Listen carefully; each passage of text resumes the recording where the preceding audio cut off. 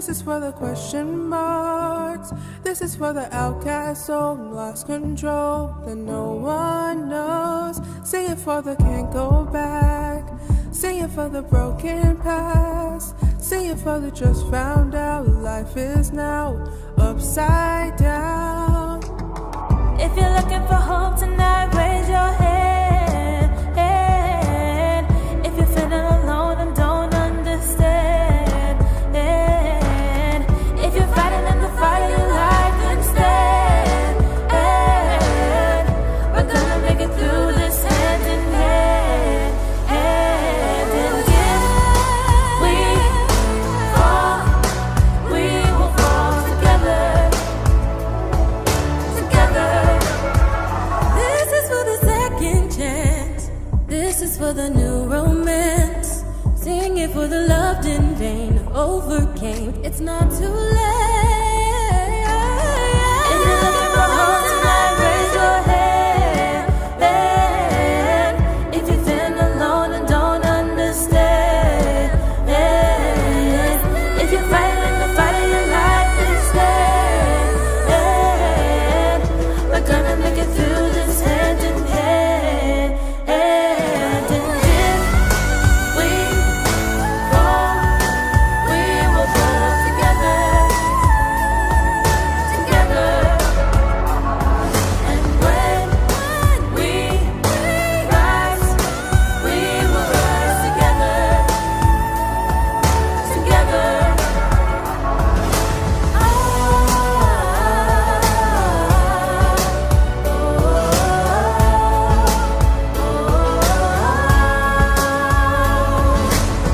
If you're looking for hope tonight, if you're feeling alone tonight, if you're in the fight of your life, we're gonna make it happen, yeah. I will be by your side, 'cause love is in the air tonight. Come up and see the light, whenever, ever, just as long as we're together, say, if we fall, we will fall together. Together. And when we rise, we will rise together.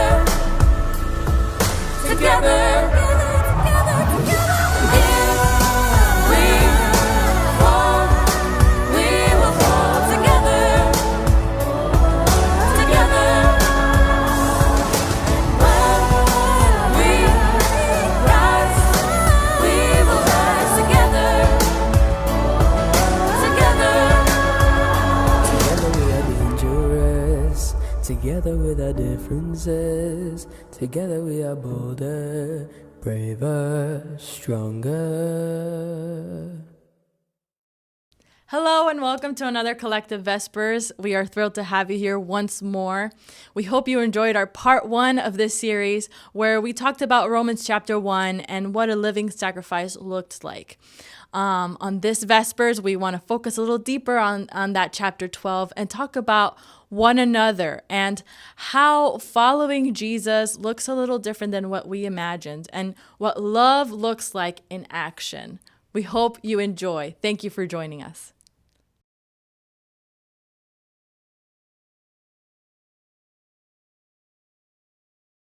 Colleen, welcome to Tea Talks, man. We're so Hello. excited to have you, to listen to you. I'm saying we because, you know, people are going to listen to this on YouTube and stuff. Not that I'm multiple people. I don't have that disorder yet, but, you know, time will tell. I'm sorry. Anyway, what are you having? What are you drinking? I'm drinking lemonade. Lemonade. And texting with you, I was like, hey, just let me know whatever it is that you want. That's like the one thing that we don't have here, right? We have tea, we have coffee, but we don't have lemonade. So why is lemonade like your favorite drink? I don't know. It's kind of weird. Growing up, I always drank lemonade. Mm-hmm. It could be either sweet or sour. I drink it either way. And for some reason, I like to eat lemons whole. I could do that. So What? It's just, Like an orange? Like Yeah. how you eat an orange, you'd eat a lemon. yes. Is there a difference between making like lemonade with like actual lemons and like limes? Like, do you eat limes too? Yeah, with limes it's more sour, but with lemons it tastes more sweet. Awesome. And do you prefer, I know you said you don't really have like a favorite, but do you prefer it with like a certain kind of sugar? Do you prefer it to be sweet? Are you a purist and you're just like, no, just the lemonade, don't add anything to it? Or I like sweet lemonade. Okay. Mango lemonade tastes really good too. Okay. And I started adding a little bit of sorrel to lemonade, and that tastes really good. What is that? What is? It's a Caribbean drink. It's a red drink. I was never really a fan of it until Sanea convinced me. Wow, shout out to Sanea. Yeah, so I've been adding sorrel to my drinks every once in a while. Nice. Look at that peer pressure. That's good. That's good. It sounds really good. We're gonna have to try it at some point. But so if you were to buy just like a regular like lemonade bottle, would you add that to it, or would you just do that when you're making your own lemonade? When I'm making my own lemonade. When you're making your own. Awesome. So I heard that, and you're a scientist. You what was your undergraduate in? Health science.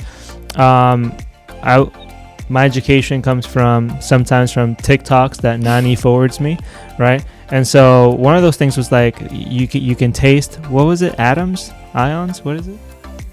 Neutrons. You can taste neutrons, and the taste of neutrons is actually like that citric, right? Bitter sour taste. That sour taste. I never heard of that before. Yeah, and so the more sour, then the more like neutrons that you were tasting. I never heard of that ever before either. I don't even know what what this guy has, what degrees he has or whatever, but he made a TikTok on it. I choose to believe him, right? By faith. And that's so interesting. So you really love neutrons. Yeah. I'm gonna have to protons. I stand corrected. Yeah, I want to thank our producer that's behind the camera. She's always on point and letting me know when we mess up and what questions to ask next. Anyway, I wanted to start off with just a fun question. What is something that most people don't know about you that you're willing to share with most people now? I used to be really flexible when I was younger.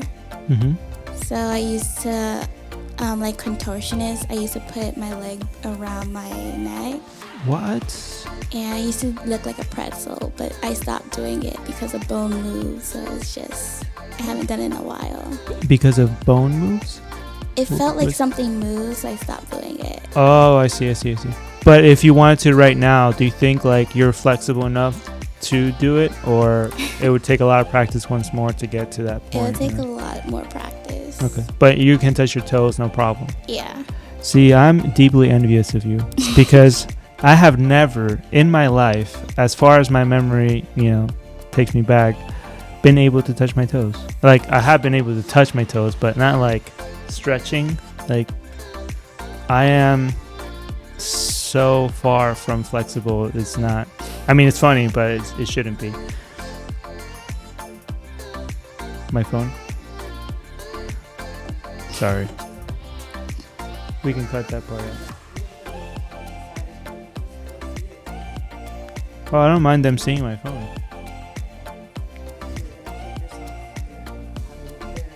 No, I thought it was, you were saying because the reflection of the light was doing something. It's like my safety net. Now I feel naked. What am I supposed to do? Alright, ready, go. So I don't know where I left off. What was it? Oh yeah, that was not flexible. So my parents actually put me in like some gymnastics classes when I was like 6, 7. And I totally sucked, but according to them, that really helped me, like, for now to be able to have the movement that I have, which is very limited anyway. So I can only imagine like how much like more robotic I would be if I wouldn't have done those gymnastic classes. You never joined like gymnastics? No, I wanted to when I was younger, but I never said anything. But I did swimming when I was younger, so I guess that kind of helped. Why didn't you say anything? I wonder. I don't know.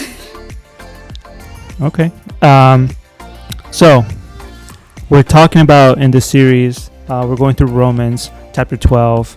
We're talking about it in pause a little bit. We had that conversation for last Vespers, and so now we're going to continue that conversation a little bit, and just like the sense of one another, of helping your brother out, of being there for each other, of being empathetic.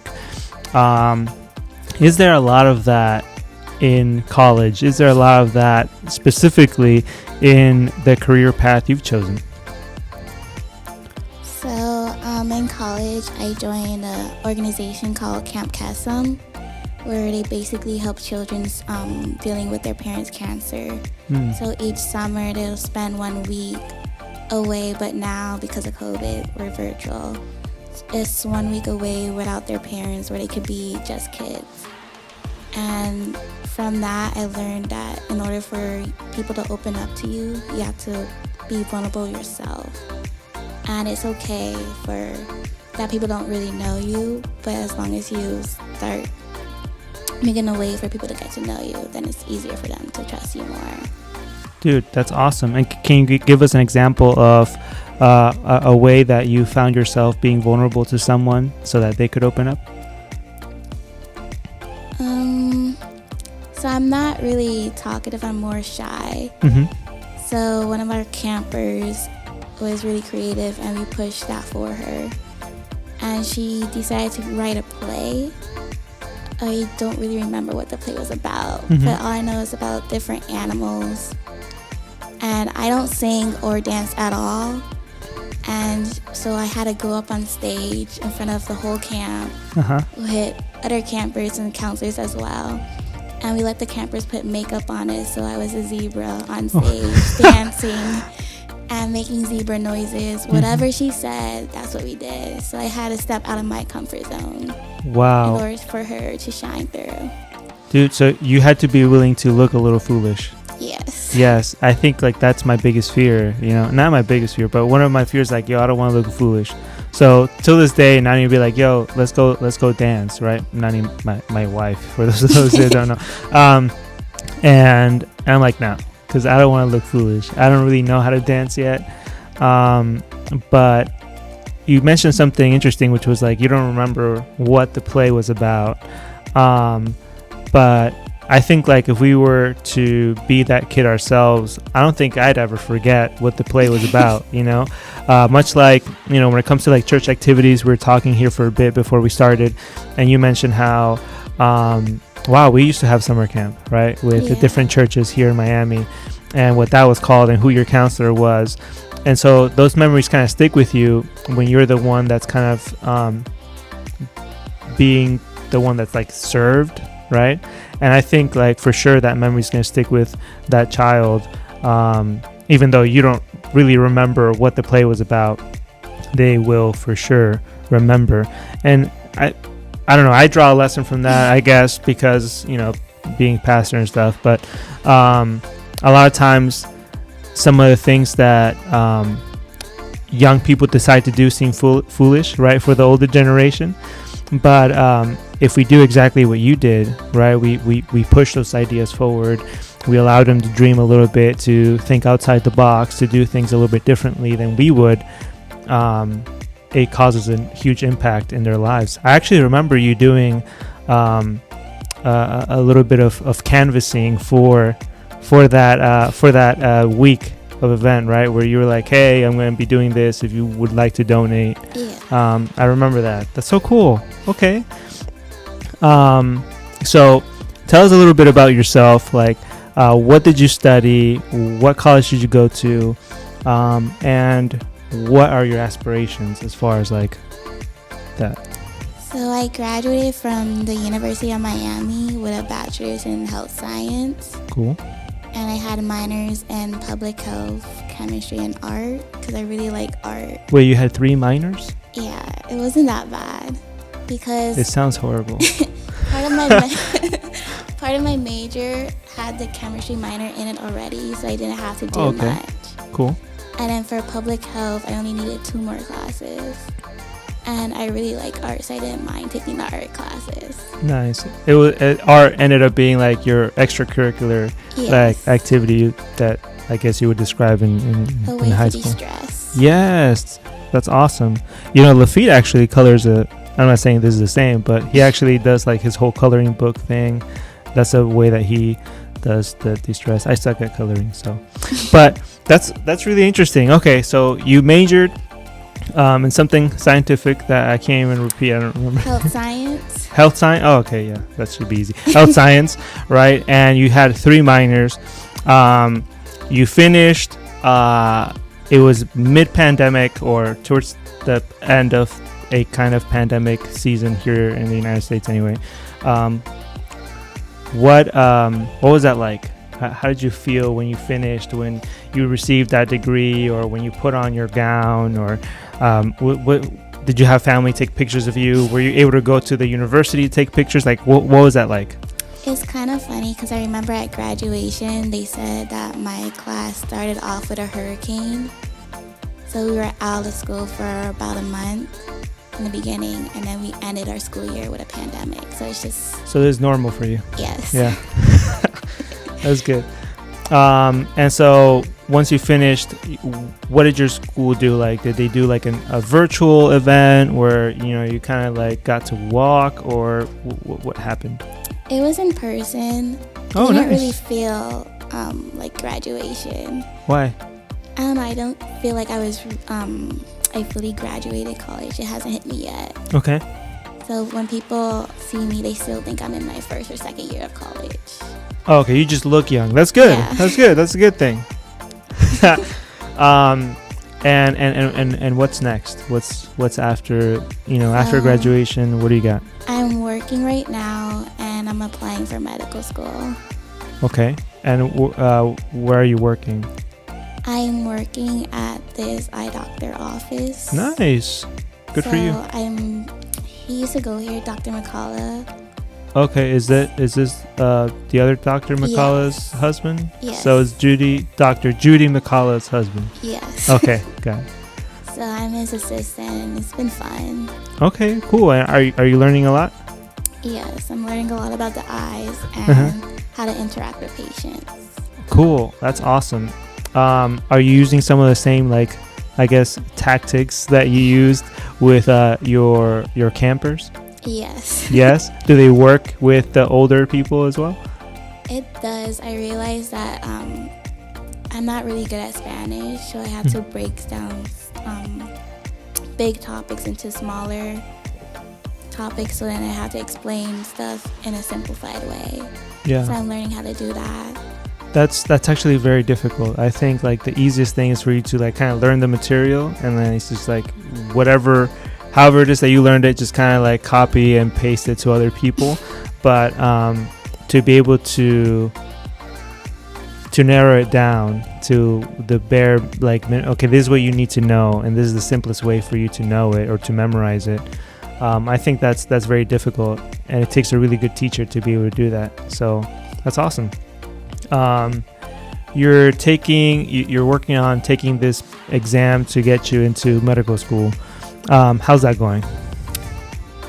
It's going better. Okay. It was going bad at some point. Yes. Okay. Because I was scared, but there is no reason to be scared of the test. I don't know why they always scare pre-meds about the MCAT. It's not as scary as it is. Okay. You just need to have the motivation and the drive to do it. All right. And so now it's going better because you're just no longer scared? Yeah, I have a positive outlook on it now. Okay. That's good. What caused you to have like that positive outlook? What changed? I guess listening to some Christian music, and then for some reason every time I would go watch a church sermon, it was always talking about motivation. What? So it's kind of weird, and then you go read the Bible and it's what you really need at the moment. Wow, get out of town. So so you're telling me that these guys that wrote this book thousands of years ago, who didn't have to take an exam to get anywhere in medical school or whatever, wrote something that spoke to you now as you're going through medical school? Yes. For some reason, it doesn't matter what I read. I could be reading a different book and it's the same topic. Wow, that's awesome. Yeah, thanks for sharing that. Lastly, I wanted to ask, when it comes to like this, because you finished school, right? Technically, you finished college, right? And I'm thinking that perhaps it doesn't feel like you've finished it because you still have like this exam looming over you, right? Which feels much like college. And then once you have that, you're moving on to college again, right? Well, I mean, it's not the same, but essentially your student life hasn't really changed much. Like you're still very much a student to like these books. What would you say to a young person, maybe a high school student now, that is thinking about going to college, or is thinking about not going to college, or is thinking, what their next step should be or will be? If you could say something, I guess, to your high school self, what would that be? Burnout is a real thing. Yeah. you say that as you're laughing, but it's no joke, right? It's no joke, because I did a research project on burnout in regards to pre-meds, because I listened to this presentation and this guy said that a lot of doctors are committing suicide and they're highest in the whole nation. Wow. Among professions and people in general. Yeah. So I decided to do research on burnout, and I realized a lot of this stuff applied to me as well. I just didn't realize it yet. So one of the real good ways to reduce burnout is to have a support system. So whether that be your parents or someone actually going through the same thing as you, as long as you find people to surround yourself with, you're good. And to always try to do stuff that pertains to what you're like. So that could be either shadowing doctors. I know it's kind of hard with COVID, but if you know that one family friend that knows a doctor, try talking to them, because you never know where it might lead. Those are all really good. So I think you mentioned like 3 key things. One thing was obviously having a support group, whether that be family or friends. The other was do something that you actually enjoy doing, right? And I don't know if there was 3 things. Maybe it was 2 things. But I guess the next question I have for you is, because maybe your parents did this well, or maybe you could teach them a thing or two about doing this better. But now, like, speaking to the parents, what is some way for them to be there for their child, so that they don't experience burnout, or when they do go through that, they know how to like best serve them? Like, what is something that you would have liked to have so that you didn't experience burnout, or at least got through it quicker? I think listening, being an active listener, is one of the most important things. As well as when someone says they feel kind of depressed, don't shrug it off and say, get out of it, because it's not something that you could easily get out of. Wow. Okay. So, and lastly, last question, I promise. What does like active listening look like to you? Well, being a camp counselor, you hear all kinds of stories, so you have to make sure you're paying attention, because 5 minutes later or the next day, they'll ask you about the same story that they told you. So I guess just looking them in their eyes and always being engaged and asking questions while they're telling you the story, so it helps you remember what they said. That's awesome. And a big part of that is like, you have to be present. Like, you have to be in the moment. And I think a lot of us tend to have a lot of things going on in our lives, and our lives are so much bigger than everybody else's life. And so when someone comes to us with like some kind of problem, we tend to do what you said, right? We shrug it off, or we're like, yeah, okay, like snap out of it. You're fine. Like, just keep moving forward. Or we throw like a little quote their way, or a verse that says, you should be, stressful about nothing, anxious about nothing, right? It's like, those things don't really serve us. But listening ear, I love that, is really good. Colleen, thank you so much for your time. You can drink your lemonade now that you brought. It looks really good. I don't know if you prefer it to be a lot colder, but No, it's fine. also sour, which is kind of good. Okay. So that's what I like. Sweet. So yeah, thank you for this time. No problem. We Thank learned you. a lot. Awesome.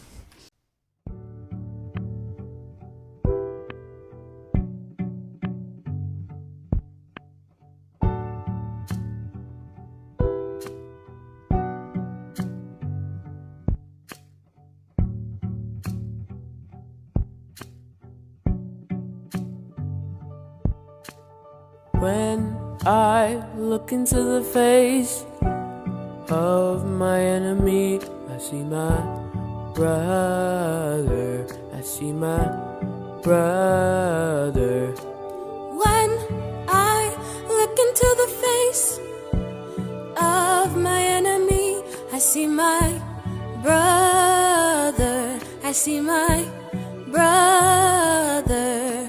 When I look into the face of my enemy, I see my brother. I see my brother.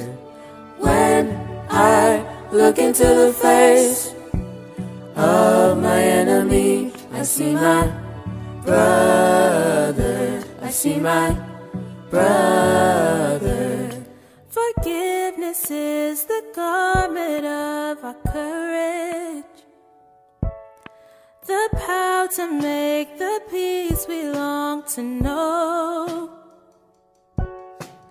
Open up your eyes to see the wounds that bind all of humankind. May our shattered hearts greet the dawn of life with charity and love. When I look into the face of my enemy, I see my brother. I see my brother.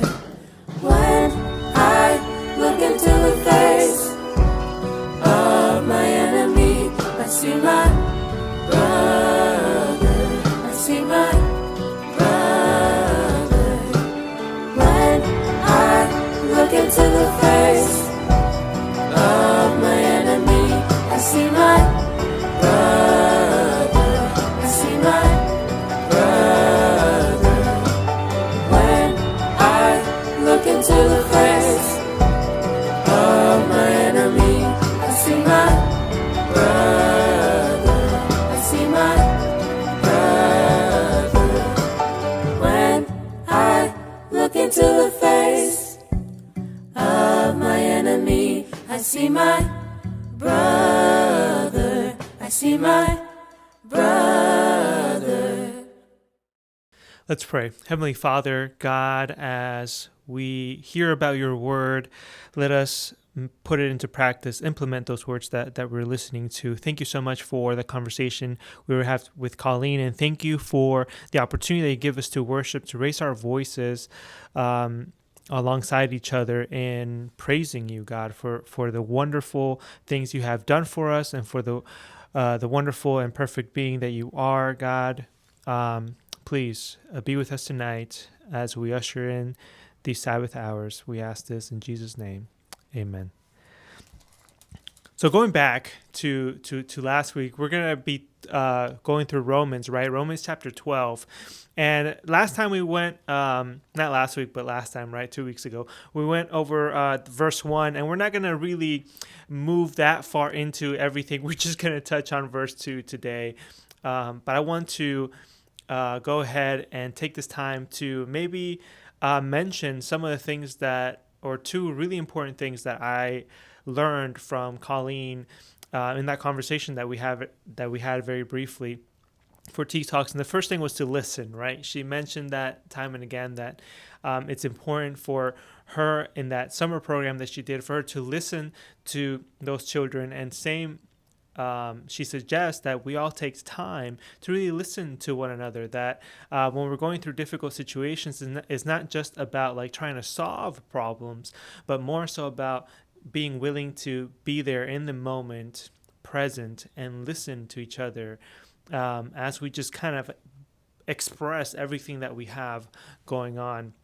But the second thing that I really liked that she said was the story that she gave when she was in the summer camp, right? And there was an activity where the kids, the children, got to write, a play, and then those that were, kind of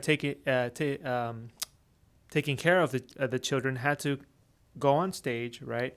And in front of people, kind of live out or act out this play. And so she did that, and obviously it might have not been very comfortable for her, but I loved it because that situation, though it seemed maybe a little foolish and maybe it was uncomfortable, she was willing to put herself there. And I think that speaks highly, especially in light of that, to look at Romans chapter 12, verse 2. In Romans chapter 12, verse 2, it says, "Do not conform to the patterns of this world, but be transformed by the renewing of your mind." We've heard that a million times, right? "Then you will be able to test and approve what God's will is, his good, pleasing, and perfect will." I'll be honest with you, if that's okay. I'm going to be transparent for a moment, and I'll share with you that one of my biggest insecurities is looking dumb, looking foolish. And some of you may be saying, well, Pastor Ryan, too late. You're looking a little, no, I'm kidding. And I hate the embarrassment. Just like I'm sure you probably hate the embarrassment, right? Of maybe not seeming as smart as someone else or as accomplished. And most of it is really based on like external influence. How I feel about that, how I feel dumb or foolish or embarrassed really depends on external influence and how I think others will see me or how I think I will look like to other people. So sometimes it's not even that they see me that way, but I make up the story in my mind that is how they're viewing me or that's how they feel about me. And so there are things about our lives that maybe we're a little insecure about, that we feel dumb and foolish about or not as accomplished. And I love this verse because it shows us that the question that we should be asking ourselves is not like, how do I feel about what I do or how do, Pastor Brian, just tell me the 4 things, tell me the 5 things that I need to do in order to be a better Christian, and then that's it. I'll do those 5 things, I'm done. Or why can't we have a better worship so that I feel better about being a Christian? I feel better about coming to the Miami Collective. So it's not about those necessarily about those feelings. Like, yes, those are important. It's not necessarily about what you do. Yes, what you do is important, but it's also about you being able to ask the question of, what is true? When everything is stripped to its core, what remains true? And I think that that's the question that we tend to wrestle with, that we tend to ignore, because today's society, right, everywhere we go, is like, hey, do you want to do this? Nah, I'm not feeling it. Hey, let's go do that. Nah, I'm not good at doing that, so I'm not going to take part of it. I know, because I'm the same way. Nani will tell you, if I'm not good at something, I'm probably not going to try to do it. And so that's really why I don't dance. It has nothing to do with anything else apart from the fact that I really suck at dancing and I look very foolish doing so. So the question is, what is true? And I love this word that Paul uses here. Don't conform to the patterns, right? But be transformed by the renewing of your mind. Transformed. Paul doesn't really use this much anywhere else, really. Maybe in 2 Corinthians chapter 3, he uses that word again, but really he only uses it a couple of times in all his work and all the letters that he writes. And what I see here is that time and again, when he mentions this, the being transformed, the only place where it happens, the only place where it can happen is in the presence of God. Now, this is key because when you read the verse, don't conform to the patterns of this world, but be transformed by the renewing of your mind. It's not just that it happens, the transformation doesn't just happen when you pray. But even the transformation, like the biggest transformation that we see a person go through in Scripture, at least in the Gospels, is this transfiguration that Jesus goes through. And in that transfiguration, even Jesus himself wasn't alone there. He wasn't alone with God. There was 2 other guys, right? one of them being Moses, and there was a few of his disciples there with him too. It was something that didn't just happen and he went and told people about it. It wasn't just him and God. There were other people involved. There were other people nearby in that moment of transfiguration. And so I think that when we read this verse, sometimes we think that it's based on just my intellectual capacity and what God can do in my mind and how God can make me think. But it's more than that. It's more about how you ask the questions of what is true, what will help, much like how Colleen probably asked herself those questions, maybe unknowingly, but it wasn't about like, oh, how do I feel about, going up in public and having other people laugh at me acting out this silly play. It's not about like, do I want to do this? I don't think I'm going to do this because this isn't acting is not my thing. But it's more about, down to its core, what was she there for? She was there for the child. And so it was important for her. It was important for the kid, for the child. It was important for the other person. And I think at times we tend to think this way, to say, hey, no, it's about what I think, how I feel, what I must do. And what the Bible is pushing us to is about the other person, not necessarily yourself. And so the less we think about what it looks like, right? The less Colleen probably thought about how maybe foolish she may have looked like. The less you think about how it feels like, right? Dang, man, I feel dumb doing this. The more you think about what the core of it is. Is this true? Is this the gospel? Is what I'm engaging in truth? And so a perfect example for that is when we go to last week, a conversation, right, we had about being a living sacrifice. And we kind of had this communal conversation with some of the guys and girls from Pause and college students and young adults. And they mentioned, one of the comments was like that the Sabbath, right, felt much like a sacrifice. Like to keep the Sabbath was a sacrifice. And it was never intended to be that way. Obviously, I think if we read our scriptures, we can tell that it was never intended to be like this. It was intended to be something that, was meant to be a day that we rejoiced, that we communed together, a moment, yes, to have fun, to build and mend relationships, and most definitely, yes, to laugh out loud, to literally be able to laugh out loud. The Sabbath was a moment to really party, live it up, rejoice, and spend that time together. And I think that over time, we have looked at the Sabbath as a moment for us to shy away, right? So I don't know how I feel about doing that other thing on the Sabbath, so I'm not going to do it. I don't know if that is something that we should do on the Sabbath, so I'm not going to do it. And whenever we question things, what we do, our default as Adventists is to just not interact with it, just to not do it. And so Sabbath has become a day where we don't do anything, not just to us, but to the world.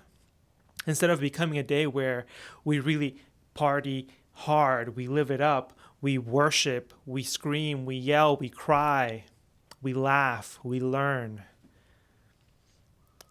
and we build a relationship. And so when I read this verse, then you will be able to test and approve what God's will is, his good and pleasing, perfect will.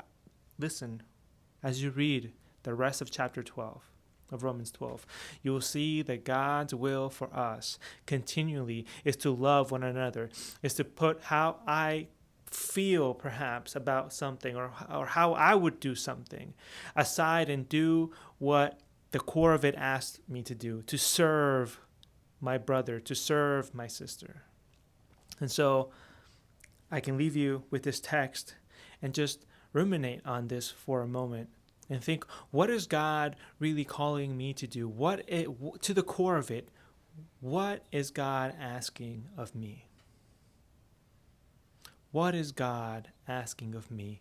What is love requiring me to do, requiring me to become? What thoughts should I have? And as we contemplate on those things, as we pray about those things, and as God reveals those things to us, we will see that, one, our transformation doesn't happen in solitude.